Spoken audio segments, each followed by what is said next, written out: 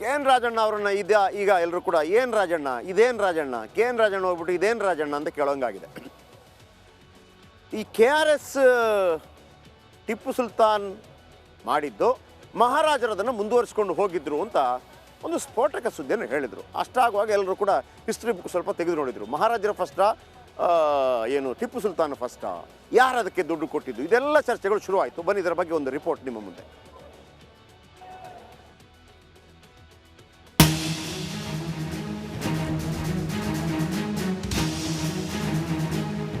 ಸಚಿವ KN ರಾಜಣ್ಣಗೆ ಏನಾಗಿದೆ? ಒಮ್ಮೆ ಶ್ರೀರಾಮನ ಮೂರ್ತಿಯನ್ನ ಬೊಂಬೆ ಅಂತಾರೆ, ಇನ್ನೊಮ್ಮೆ ನಾಲ್ವರ ಮೇಲೆ ದೇವೇಗೌಡ ಹೋಗುತ್ತಾರೆ ಅಂತ ಹೇಳ್ತಾರೆ. ಈಗ ಮತ್ತೊಂದು ಗೊಂದಲಮಯ ಹೇಳಿಕೆ ನೀಡಿ ವಿರೋಧ ಪಕ್ಷಗಳ ನಾಯಕರ ಆಕ್ರೋಶಕ್ಕೆ ಕಾರ್ಯಕರ್ತರ ಟ್ರೋಲ್ಗೆ ಗುರಿಯಾಗುತ್ತಿದ್ದಾರೆ.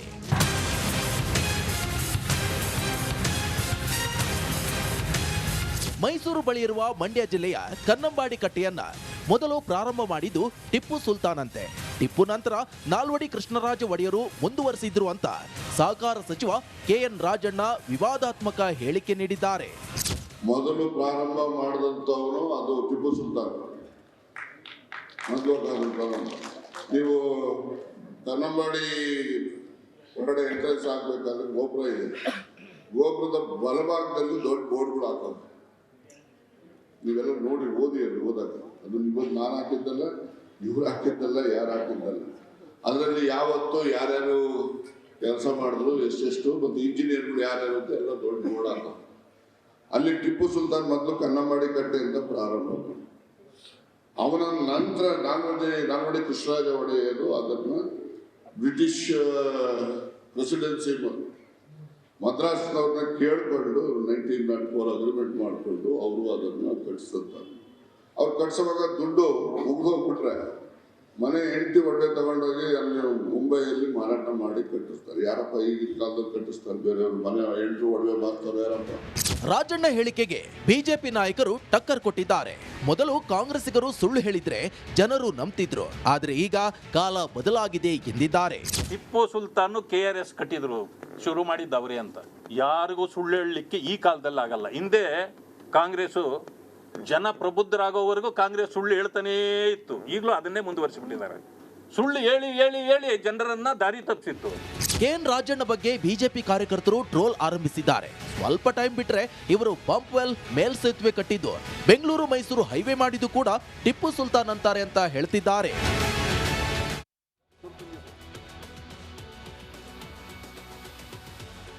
ಹಾಗಿದ್ರೆ KRS ಬಗ್ಗೆ ಇಷ್ಟೆಲ್ಲ ಹೇಳಿದ್ರಲ್ಲ, ಈಗ ಹಿಸ್ಟ್ರಿ ಕರೆಕ್ಟ್ ಆಗಿದ್ರೆ ಹೇಳಬೇಕು, ಏನು ತೊಂದರೆ ಇಲ್ಲ. ಹಿಸ್ಟ್ರಿ ಏನು? ಟಿಪ್ಪು ಸುಲ್ತಾನ್ ಮಾಡಿದ್ದ, ಮಹಾರಾಜರು ಮಾಡಿದ್ದ, KRSನ ಹಿನ್ನೆಲೆ ಏನು? ಟಿಪ್ಪು ಸುಲ್ತಾನ್ ಯಾವ ಕಾಲದಲ್ಲಿದ್ದರು, ಮಹಾರಾಜರು ಯಾವ ಕಾಲದಲ್ಲಿದ್ದರು, KRS ಯಾವಾಗ ಆಯಿತು? ರಾಜಣ್ಣ ಒಂದು ಮಾತನ್ನು ಹೇಳಿದರು, ಟಿಪ್ಪು ಸುಲ್ತಾನ್ ಮತ್ತು ಮಹಾರಾಜರ ವಿಚಾರವನ್ನು ಹೇಳಿದರು, KRS ವಿಚಾರವನ್ನು ಹೇಳಿದರು. ಟಿಪ್ಪು ಸುಲ್ತಾನ್ ಅದಕ್ಕೆ ಆರಂಭ ಮಾಡಿದ್ದು, ಆನಂತರ ಮಹಾರಾಜರು ಅದನ್ನು ಮುಂದುವರಿಸ್ಕೊಂಡು ಹೋದರು ಅಂತೇಳಿ. ಈಗ ಒಂದು ಹಿಸ್ಟ್ರಿಗೆ ಬರೋಣ. ಟಿಪ್ಪು ಸುಲ್ತಾನ್ ಅವರ ಕಾಲಾವಧಿ 17ನೇ ಶತಮಾನದ ಕೊನೆ, 1799ಗೆ ಅವರು ಕೊನೆ ಆಗ್ತಾರೆ. ಈ KRS ಆರಂಭ ಆಗಿದ್ದು 90ರ ದಶಕದಲ್ಲಿ, 1911ರಲ್ಲಿ ಅದರ ಪ್ಲಾನ್ ಆಗುತ್ತೆ. ಹಾಗಿದ್ರೆ ಬನ್ನಿ ಇದು ಮಾಹಿತಿ ಕೊಡ್ತಾ ಹೋಗ್ತೀವಿ. ಟಿಪ್ಪು ಸುಲ್ತಾನ್ 4ನೇ ಮೇ 1799ರಲ್ಲಿ ಅಸುನೀಗ್ತಾರೆ, ಮರಣವನ್ನು ಅಪ್ತಾರೆ. ಯುದ್ಧ ಮಾಡ್ತಾ ಮಾಡ್ತಾ ಮರಣವನ್ನು ಅಪ್ತಾರೆ.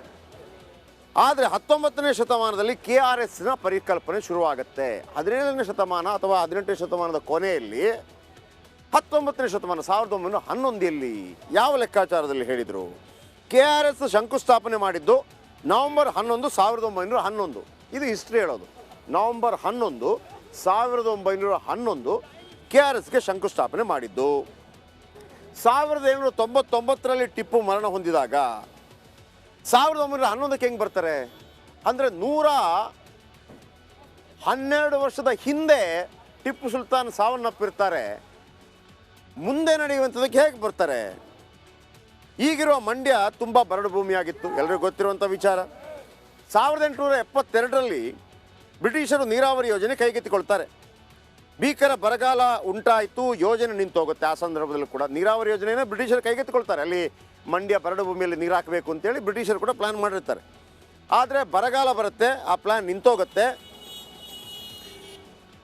ಬ್ರಿಟಿಷರ ಆಡಳಿತ ಹೊರ ಬಂತು, ಮೈಸೂರು ಸಂಸ್ಥಾನ ಹೊರ ಬರುತ್ತೆ. ಆಗ ಮೊದಲೆಲ್ಲ ಒಂದು ರೀತಿಯಲ್ಲಿ ತುಂಡರಸರ ಥರ ಅಥವಾ ಕಪ್ಪ ಕಾಣಿಕೆ ಕೊಟ್ಕೊಂಡು ಇದ್ದಂಥದ್ದು ಇರುತ್ತಲ್ವ ಬೇರೆ ಬೇರೆ ಕಡೆ. ಮೈಸೂರು ಅರಸರು ಕೂಡ ಬ್ರಿಟಿಷರ ಜೊತೆ ಚೆನ್ನಾಗಿರ್ತಾರೆ. ಕೊನೆಗೆ ಈ ಸಂದರ್ಭದಲ್ಲಿ ಅವರು ಹೊರಗೆ ಬರ್ತಾರೆ. ಅದು ನಾಲ್ವಡಿ ಕೃಷ್ಣರಾಜ ಒಡೆಯರ್ ಅವರ ಆಳ್ವಿಕೆ ಕಾಲ. ನಾಲ್ವಡಿ ಕೃಷ್ಣರಾಜ ಒಡೆಯರ್, ಈಗ ಹೇಗೆ ನಾವು ಭಾರತದ ರಾಮ ಅಂತ ನಾವು ಅಯೋಧ್ಯೆಯಲ್ಲಿ ಸಂಭ್ರಮ ಪಡ್ತೇವೋ, ನಾಲ್ವಡಿ ಕೃಷ್ಣರಾಜ ಒಡೆಯರ್ ಮೈಸೂರು ಸಂಸ್ಥಾನಕ್ಕೆ ಮತ್ತು ಇಡೀ ಕರ್ನಾಟಕಕ್ಕೆ ಹಾಗೆ.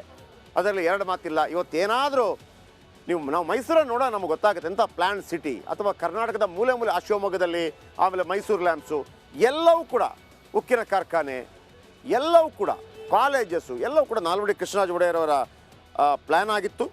ಮಂಡ್ಯದ ಭೂಮಿಯನ್ನು ನೋಡಿ ಅವರು ಮಲಗ್ತಾರೆ. ಕಾವೇರಿ ನೀರು ವ್ಯರ್ಥವಾಗಿ ಹರಿದು ಹೋಗ್ತಿರೋದನ್ನು ಕಂಡು ಅವ್ರು ಏನು ಮಾಡ್ತಾರೆ ಅಂತಂದರೆ, ಕನ್ನಂಬಾಡಿ ಕಟ್ಟಬೇಕು ಅಂತೇಳಿ ಒಂದು ಆಲೋಚನೆ ಅವರಲ್ಲಿ ಓಡುತ್ತೆ. ಯಾಕಂದರೆ ಜನಾನುರಾಗಿ ಆಗಿದ್ರು ನಾಲ್ವಡಿ ಕೃಷ್ಣರಾಜ ಒಡೆಯರ್, ಜನಾನುರಾಗಿ. ಇವತ್ತು ಕಾಲೇಜು, ಸ್ಕೂಲು ಎಲ್ಲವೂ ಕೂಡ ಅವರಿಂದಾಗಿ ಆಗಿರುವಂಥದ್ದು. ಆಗ ಅತ್ಯಾಧುನಿಕವಾಗಿ ಡ್ಯಾಮ್ ಕಟ್ಟಲು ನಿರ್ಧಾರ ಮಾಡ್ತಾರೆ ಬ್ರಿಟಿಷರು. ನೀಲನಕ್ಷ ತಯಾರಿಸಿ ಮಹಾರಾಜರಿಗೆ ಕೊಟ್ಟ ಬ್ರಿಟಿಷರು. ಮಹಾರಾಜರು ಪ್ಲಾನ್ ಮಾಡಿದಾಗ ಬ್ರಿಟಿಷರು ಖುಷಿ ಆಗುತ್ತೆ. ಬ್ರಿಟಿಷರು ಅದಕ್ಕೆ ಒಂದು ಹೆಜ್ಜೆ ಮುಂದೆ ಹೋಗಿ ಒಳ್ಳೆ ಪ್ಲಾನ್ ಮಾಡಿ ಮಹಾರಾಜರಿಗೆ ಕೊಡ್ತಾರೆ. ಅವರು ಅವರ ಹಿಡಿತದಿಂದ ಹೊರ ಬಂದಿರ್ತಾರೆ. ಆದರೂ ಕೂಡ ಬಾಂಬೆಯಲ್ಲಿದ್ದ ಸರ್ ಎಂ ವಿಶ್ವೇಶ್ವರಯ್ಯ ಎಂಬ ತಾಂತ್ರಿಕ ನಿಪುಣನ ಸಿಗ್ತಾರೆ. ಈ ವಿಶ್ವೇಶ್ವರಯ್ಯ ಸಾಮಾನ್ಯ ವ್ಯಕ್ತಿ ಅಲ್ಲ. ನೀವು ತಿರುಪತಿಗೆ ಹೋಗ್ತಾ ಇದ್ದರೆ, ತಿರುಪತಿಯಲ್ಲಿ ಬೆಟ್ಟ ಹತ್ತುತ್ತೀವಲ್ಲ, ಅಂದರೆ ಬಸ್ಸೆಲ್ಲ ಹೋಗುತ್ತಲ್ಲ, ಅದು ಕಟ್ಟಿದ್ದು ಕೂಡ ಆ ರೋಡ್ ಇರಲಿಲ್ಲ ಅಲ್ಲಿಗೆ. ಅದು ಕಟ್ಟಿದ್ದು ಕೂಡ ವಿಶ್ವೇಶ್ವರಯ್ಯ ಅವರು ತುಂಬ ಸಾಧನೆಗಳಿದೆ. KR ನಿರ್ಮಿಸಲು ಮಾತ್ರ ಕೋಟಿ ಹಣ ಬೇಕಾಗಿರುತ್ತೆ. ಆಗ ಸಂಸ್ಥಾನದ 3 ವರ್ಷಗಳ ಆದಾಯಕ್ಕೆ ಸಮಾನವಾಗಿತ್ತಂತೆ.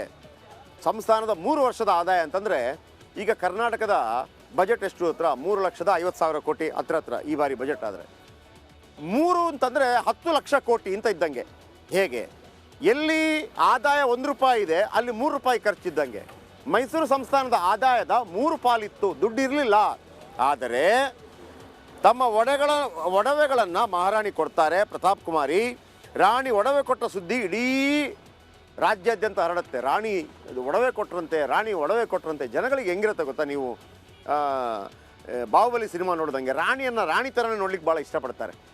ರಾಣಿ ಆ ಥರ ಚಿನ್ನ ಎಲ್ಲ ಕೊಡ್ತಾರೆ ಅಂತ ಹೇಳುವಾಗ ಒಂದು ರೀತಿಯಲ್ಲಿ ಜನಗಳಿಗೆ ಬೇಸರ ಆಗುತ್ತೆ. ನಾನು ಬೇಕಿದ್ರೆ ಯುದ್ಧದ ಕಾಲದಲ್ಲಿ ಈ ಮಹಾನ್ ನಟಿ ಸಾವಿತ್ರಿ, ಆಮೇಲೆ ಇಂದಿರಾ ಗಾಂಧಿ ಈ ಥರ ಕೊಟ್ಟದೆಲ್ಲ ಇದೆ. ನೀವು ರಾಜಕೀಯ ಪಕ್ಕಕ್ಕಿಡಿ, ದೊಡ್ಡ ನಾಯಕರು ಅಂಥದ್ದು ಮಾಡಿದಾಗ ನಮಗೆ ನಾವು ಏನಾದರೂ ಮಾಡಬೇಕು ಹಂಗೆ ಅನಿಸುತ್ತೆ. ಸೊ ಹಾಗಿರುವಾಗ ರಾಣಿ ಕೊಡ್ತಾರೆ. ಈಗ ಜನಸಾಮಾನ್ಯರು ಕೂಡ ತಮ್ಮ ಬಳಿ ಇದ್ದ ಹಣವೇ ಕೊಡ್ತಾರೆ. 1911ರಲ್ಲಿ ಅಣೆಕಟ್ಟು ಕಟ್ಟುವ ಕೆಲಸ ಶುರುವಾಗುತ್ತೆ. 1932ರಲ್ಲಿ ಪೂರ್ಣವಾಗುತ್ತೆ. ಕನ್ನಂಬಾಡಿ ಅಣೆಕಟ್ಟು ಕರ್ನಾಟಕದ ಪ್ರತಿಯೊಬ್ಬ ಜನರ ಆಸ್ತಿ ಆಗುತ್ತೆ. ಇದು ಹಿಸ್ಟ್ರಿ. ಬಹುಶಃ ರಾಜಣ್ಣ ಅವರು ಯಾವ ಹಿಸ್ಟ್ರಿ ಹೇಳಿದ್ರು ಗೊತ್ತಿಲ್ಲ. ಇದನ್ನು ತಲುಪಿಸುವಂಥ ಕೆಲಸವನ್ನು ನಾವು ಮಾಡಿದ್ದೀವಿ.